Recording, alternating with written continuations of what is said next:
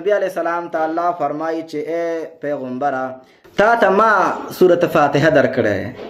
قرآن می درکړې، معنا چې دا سورة فاتحه یوازې یو سورت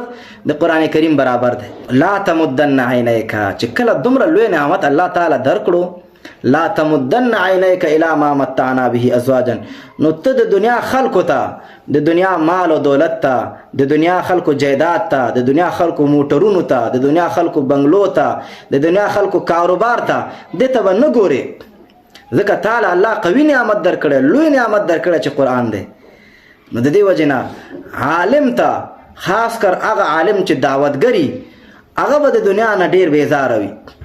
دنیا سره به هیڅ علاقه نه وي، تعلق به نه وي، د چا موټر ته به پسخېږي نه، د چا بنگلو ته به پسخېږي نه، د چا پیسو ته به پسخېږي نه. او که چېرته دې شیانو ته وپسخېده،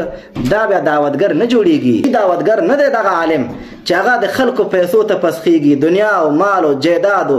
دا شیان، دا ورته لوی شی ښکاري. نو صحیح دعوتګر عالم هغه دا دی چې هغه به د دنیا نه بې رغبته وي، زاهد، د دعوت سره، د قرآن کریم د دعوت سره زهد لازمی دی. د دې وجې نه حدیث پاک کې راځي،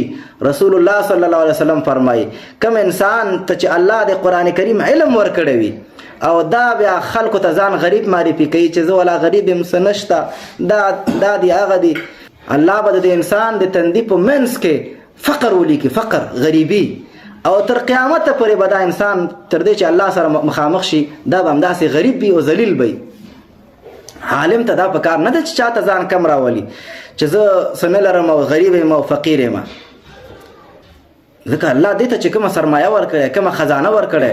دا خزانه چا سره ده؟ قرآن کریم غوندې لوی نعمت تا سره دی، ته ځان ته غریب وایې، فقیر وایې، او دا وایې چې ما سره څه نشته. نبی علیہ السلام ته ځکه الله فرمایي چې لا تمدن عینیک الی ما متعنا به ازواجا منهم،